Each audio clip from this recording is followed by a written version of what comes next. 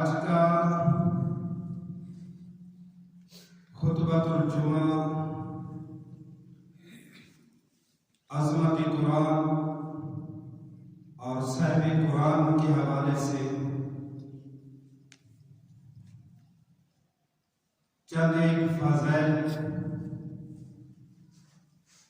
آپ کی گوش گزار کروں گا۔ رب تعالی عمل کی توفیق عطا فرمائے۔ حال ہی میں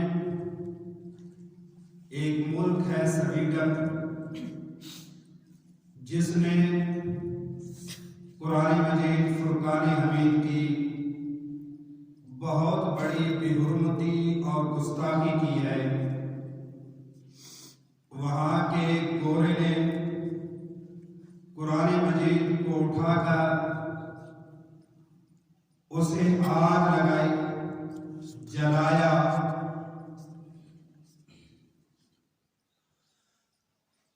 اس کتاب کو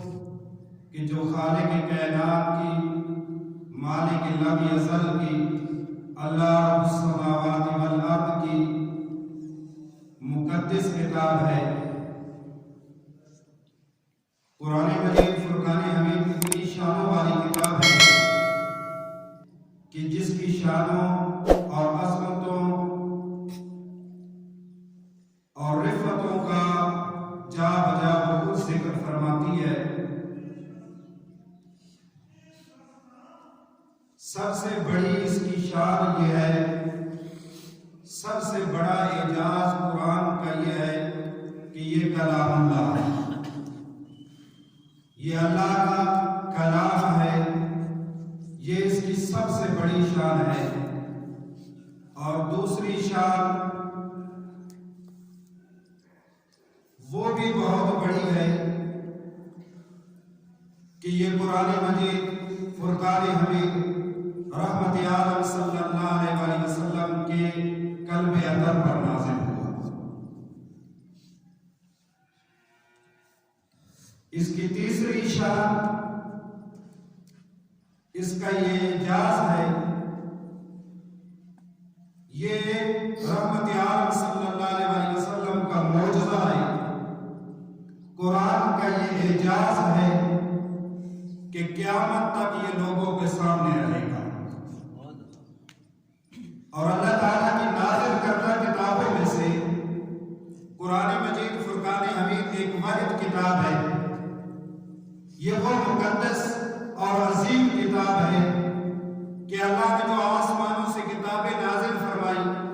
ان کتابوں میں سے قرآن مجید فرقان حمید فرد و عظمت اور شانوں والی کتاب ہے جو بندوں کے سینوں کے اندر محفوظ ہے۔ یہ قرآن کا اعجاز ہے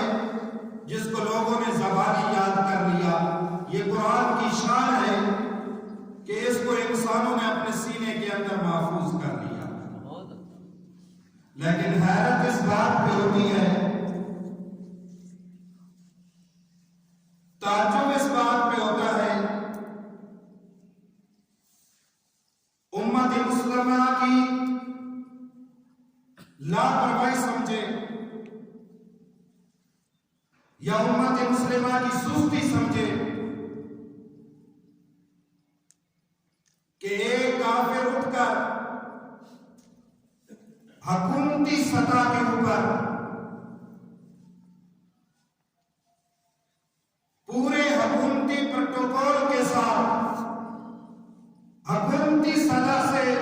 قرآن مجید فرقان حمید کو جلا کر پوری امت مسلمہ کی دل آزاری کی ہے اور اللہ کی مقدس کتاب کو جلایا ہے، جس کی شان، جس کا مقام یہ ہے کہ اللہ فرماتا ہے لا یمسہ الا المطہرون۔ قرآن مجید فرقان حمید وہ عظیم کتاب ہے کہ جس کے لیے کائنات کا رب یہ ارشاد فرما رہا ہے کہ تم بغیر پاکی کے اسے چھو بھی نہیں سکتے ہو، وضو کے بغیر تمہارا اسے چھونا بھی ٹھیک نہیں ہے، یعنی چھونے کی اجازت بھی تمہیں پاکیزگی کی حالت میں ہے۔ نہ جانے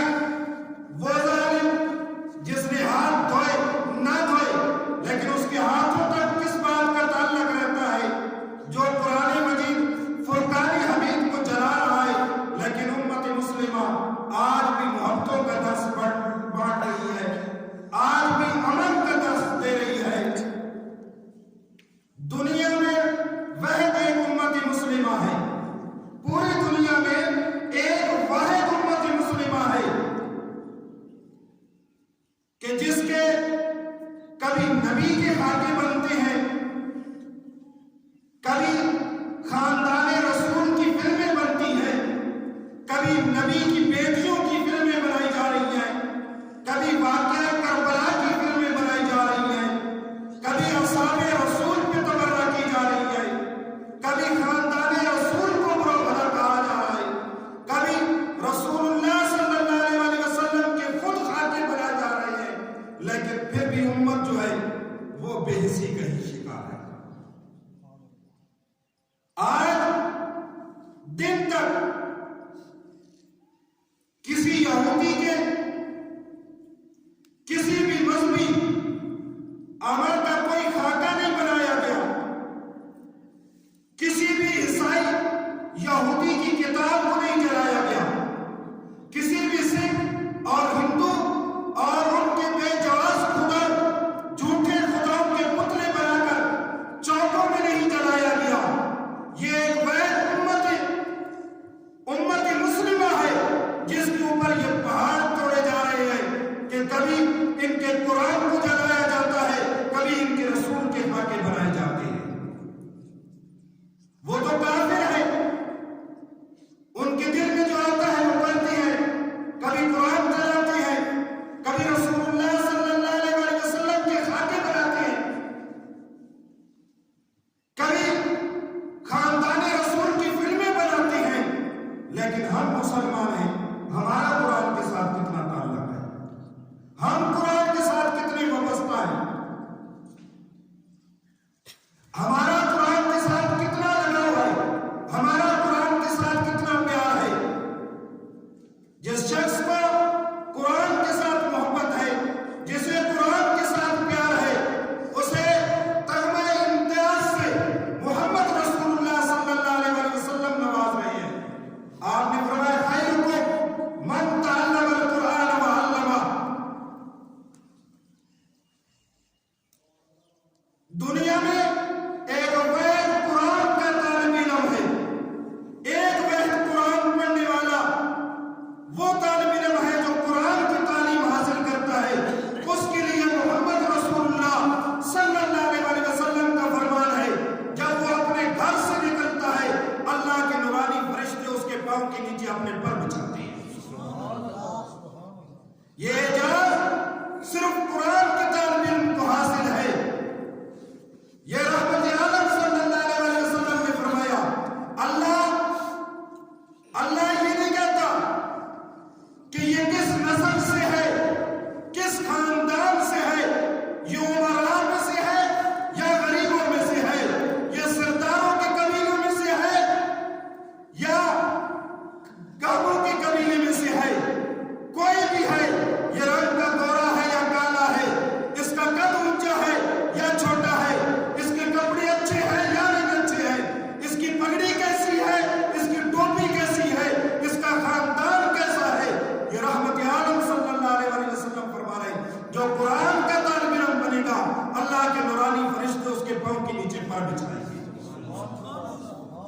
اس تمغہ امتیاز سے محمد رسول اللہ صلی اللہ علیہ وسلم نے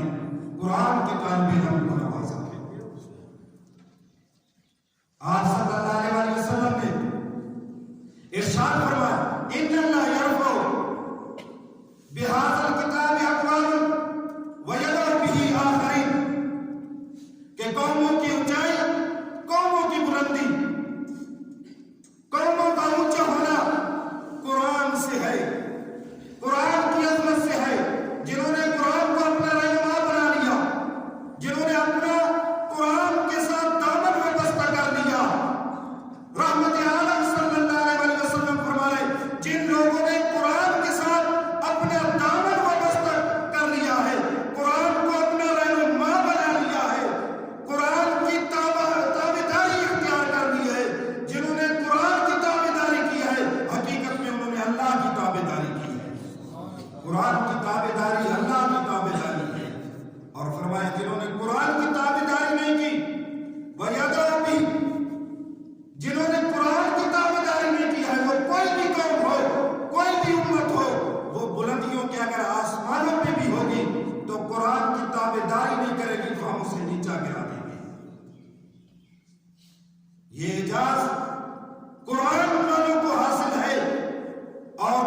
کی سربلندی کا مقام قرآن کی نسبت سے ہے۔ رحمت عالم صلی اللہ علیہ وسلم نے ایک مرتبہ اپنے صحابہ سے فرمایا، میرے صحابہ، بنی آدم کے قلبوں کو بھی زنگ لگ جاتا ہے، جیسے لوہے کو زنگ لگتا ہے اسی طرح انسان کے دلوں کو بھی زنگ لگ جاتا ہے، دل بھی میلے ہو جاتے ہیں۔ صحابہ نے عرض کی، یا رسول اللہ صلی اللہ علیہ وسلم، بندہ نواز آپ فرماتے ہیں کہ دل کو بھی زنگ لگ جاتا ہے، دل بھی میلا ہو جاتا ہے لوہے کی طرح، برتن کی طرح۔ اللہ کے رسول، اس کو تو ہم مانج لیتے ہیں کیونکہ اس تک ہمارا ہاتھ پہنچ جاتا ہے، آپ کہتے ہیں دل بھی گندا ہو جاتا ہے۔ اللہ کے محبوب، اگر دل گندا ہو جائے تو پھر ہمیں کیا کرنا چاہیے؟ فرمایا، ہاں، ان هذه القلوب تسطع كما يسطع الحديد، بنی آدم کے دلوں کو زنگ لگ جاتا ہے، گناہوں کی وجہ سے یہ بھی میلے ہو جاتے ہیں، لیکن تم کہتے ہو کہ جب لوہے کو یا برتن کو زنگ لگ جائے تو ہم مانج لیتے ہیں، اسے صاف کر لیتے ہیں۔ اذا اصابہ الماء قیل یا رسول اللہ صلی اللہ علیہ وسلم، تم برتن کو مانج لیتے ہو اس لیے کہ وہاں تک تمہارا ہاتھ پہنچ جاتا ہے، اگر تم دل کو صاف کرنا چاہتے ہو تو میں نبی تمہیں اس کا بھی نسخہ بتاتا ہوں۔ قال کثرت ذکر الموت، اللہ سے اور آخرت سے غافل نہ ہوگا، اللہ اور آخرت سے غافل ہوگے تو دلوں کو زنگ لگ جائے گا، اور اس زنگ کا اتارنے کا واحد طریقہ یہ ہے، رحمت عالم صلی اللہ علیہ وسلم اس کے لیے جو دوا دے کے گئے ہیں سب سے اکثر وہ دوا ہے، فرمایا دل کو صاف کرنے کے لیے بہترین دوا ہے، قال کثرت ذکر الموت و تلاوت القرآن، کثرت کے ساتھ اپنی موت کو یاد کیا کرو اور کثرت کے ساتھ تلاوت قرآن کیا کرو۔ موت کو یاد کرنے سے دل صاف ہوتے ہیں اور کثرت قرآن کی تلاوت سے دل صاف ہوتے ہیں۔ جہاں تک انسان کا ہاتھ نہیں جاتا، جو دل پردوں میں بند ہے، جہاں تک انسان پانی نہیں پہنچا سکتا، رحمت عالم صلی اللہ علیہ وسلم کے اوپر نازل ہونے والا قرآن اس دل کی اتر کے صفائی کر سکتا ہے۔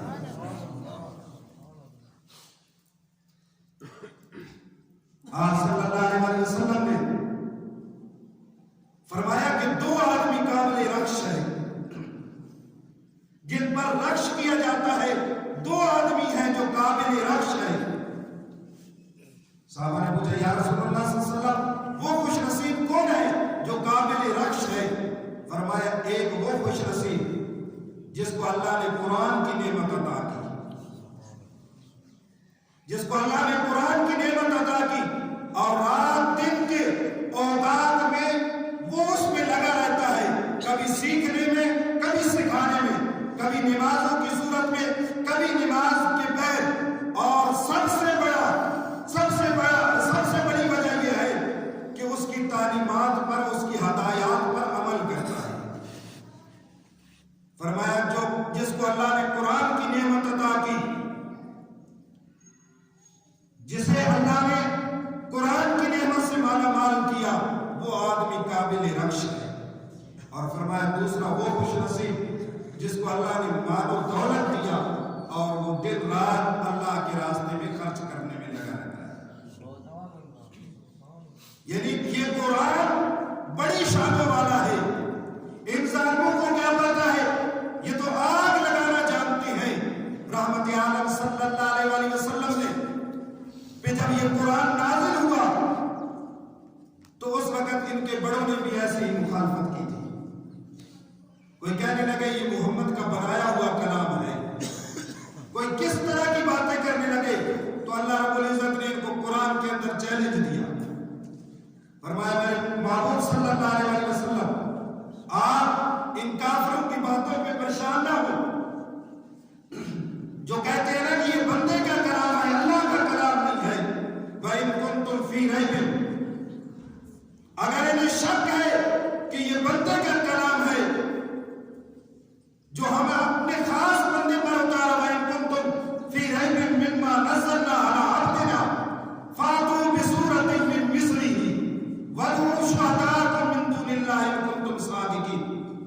میرے بابو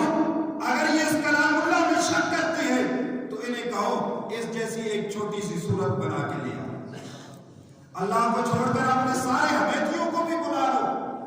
فَإِن لَمْ تَفْعَلُوا وَلَن تَفْعَلُوا فَاتَّقُوا النَّارَ الَّتِي وَقُودُهَا النَّاسُ وَالْحِجَارَةُ أُعِدَّتْ لِلْكَافِرِينَ۔ ہرگز تم ایسا نہیں کر سکو گے، ہرگز تم ایسا نہیں کر سکو گے۔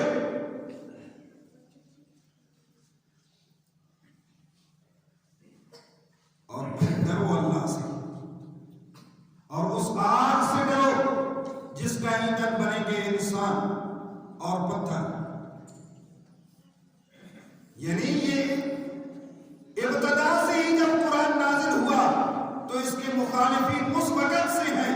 آج انہی کی اولادیں کبھی اس کو جلاتی ہیں، کبھی اس کو پاؤں کے نیچے پھینکتی ہیں، لیکن یہ مسلمانوں کی سب سے بڑی بھی حصی ہے کہ دنیا میں واحد ایک مسلمان قوم ہے، ایک امت مسلمہ ہے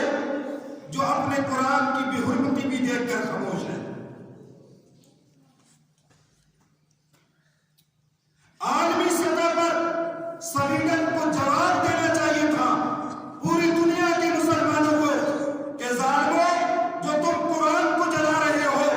یہ رحمت عالم صلی اللہ علیہ وسلم کے کلمہ ادب سے اترا ہے، اور تمہارے اس کارنامے کی وجہ سے، تمہارے اس جلانے کی وجہ سے امت مسلمہ کے دل دکھتے ہیں۔ لیکن ہم نے خود قرآن سے پیار کر